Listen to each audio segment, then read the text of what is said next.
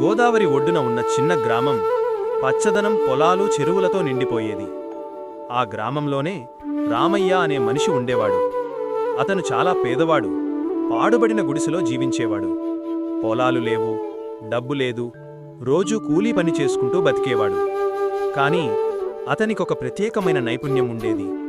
చెక్కతో వస్తువులు తయారు చేయడం, కత్తెరతో చెక్కడం, శిల్పాలపై ప్రేమ. అతని చేతిలో మాయ ఉన్నట్టుండేది. కాని గ్రామస్తులు అతన్ని పెద్దగా పట్టించుకోరు. వారెప్పుడూ అతన్ని ఎగతాళి చేస్తూ పేదోడు, పనికిరానోడు అని అనేవారు. ఒకరోజు రాత్రి రామయ్యకి ఒక వింత కల వచ్చింది. గోదావరి నదిలో భయంకరమైన వరద వస్తోంది. నీరు అన్నింటినీ ముంచేస్తోంది. గ్రామం నాశనమవుతోంది. కాని ఆ కలలోనే అతను ఒక పెద్ద ఓడ కట్టినట్లు, అందులో గ్రామస్తులంతా కాపాడబడ్డట్లు చూశాడు. ఉదయాన్నే లేచి అతని గుండెల్లో ఒకటి గుదిగుదిగా కొట్టుంది. ఇది కల కాదు, సంకేతం. వెంటనే గ్రామంలోకి వెళ్లి అందరితో చెప్పాడు, అన్నలారా, అక్కలారా, మనమీద పెద్ద వరద రాబోతోంది. నేను ఒక పెద్ద ఓడ కడతాను. అందరం అందులో కూర్చుంటే మనం బతుకుతాం. అందరూ నవ్వేశారు. రామయ్య, నీకు తిండి దొరకడం లేదు, ఓడ కడతావా? గోదావరి నది ఏనుగులాంటి వంటిది, నీ ఓడ ఏం కాపాడుతుంది అని ఎగతాళి చేశారు. కాని రామయ్య మాత్రం తగ్గలేదు. అతను అడవికి వెళ్లి పెద్ద పెద్ద చెట్లు నరికాడు. చెక్కలు కోసి, తాటాకులు తెచ్చి రాత్రింబగళ్లు పనిచేశాడు. చేతులు రక్తం కారినా, శరీరం అలిసినా ఆగలేదు. అతని మనసు ఒకే మాట చెప్పింది, ఈ గ్రామం నా కుటుంబం, నేను వీరిని రక్షించాలి. నెల రోజులు గడిచాక అతను ఒక భారీ ఓడ కట్టేశాడు. అది గ్రామంలో ఎప్పుడూ ఎవరూ చూడని అంత పెద్దది. కాని గ్రామస్తులు దాన్ని చూసి మరింతగా నవ్వుకున్నారు. పిచ్చోడు, పనిలేనివాడు, ఈ వర్షం ఆగిపోతుంది, నది శాంతిస్తుంది, నీ ఓడ నీ గుడిసెలాగే పనికిరాదు అని అన్నారు. రామయ్య ఒక్క మాట కూడా మాట్లాడలేదు. కేవలం ఆ ఓడను చూస్తూ తన నమ్మకాన్ని గట్టిగా పట్టుకున్నాడు.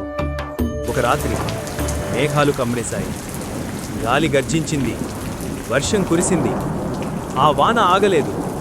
రోజులు గడిచే కొద్దీ గోదావరి ఉప్పొంగి ఎగిసిపడింది. నీరు పొలాలు ముంచింది. చెరువులు పొంగిపోర్లాయి. కొంతసేపటికి గ్రామం మధ్య వరకు నీరు చేరింది. ఇళ్లు కూలిపోతూ, పశువులు కొట్టుకుపోతూ భయంకరమైన స్థితి ఏర్పడింది. ప్రజలు ఎక్కడికి పారిపోవాలో తెలియక అల్లాడారు. అప్పుడు రామయ్య పెద్దగా కేకవేశాడు, అందరూ నా ఓడ దగ్గరికి రండి, త్వరగా రండి. మొదట ఎవరూ నమ్మలేదు. కాని నీరు నడుము దాటేసరికి ప్రాణాలు పోతున్నాయన్న భయం కలిగినప్పుడు అందరూ ఒక్కసారిగా అతని ఓడవైపు పరిగెత్తారు. రామయ్య ఒక్కొక్కరిని తన ఓడలోకి ఎక్కించాడు. పిండలు, పెద్దలు, పశువులు అందరినీ చోటు చేసుకున్నాడు. ఆ ఓడ గోదావరి అలల్లో తేల్తూ బలంగా నిలబెట్టుకుంది. విశ్వాసం కలిపిన మాంత్రిక శక్తిలాగా అనిపించింది. ఆ కాంతి అందరి మనసుకు ధైర్యమిచ్చింది. కొన్ని రోజులకు వర్షం ఆగింది. వరద తగ్గింది. ఓడ తీరానికి చేరింది. అందరూ బయటకు వచ్చారు. వారి ఇళ్లు కూలిపోయాయి. పొలాలు నాశనమయ్యాయి. కాని ప్రాణాలు మాత్రం రక్షించబడ్డాయి. ఆ క్షణంలో గ్రామస్తులు రామయ్య దగ్గరికి వచ్చి అతని పాదాలకు నమస్కరించారు. నువ్వు పేదోడివి కాదు రామయ్య, నువ్వు మా రక్షకుడు. నీ నమ్మకం, నీ కళ లేకపోతే మనం ఈరోజు బ్రతికి ఉండేవాళ్లం కాదు అని కృతజ్ఞతలు తెలిపారు. రామయ్య కళ్లల్లో నీళ్లు వచ్చాయి. నేను ఒక్కడినే ఏమీ చెయ్యలేను. మనమందరం కలిసి ఉంటేనే శక్తివంతమవుతాం. ఒకరి పేదరికం చూసి తక్కువ చేసి చూడద్దు. ప్రతి మనిషిలో ఒక శక్తి ఉంటుంది, దాన్ని గౌరవించండి అని అన్నాడు.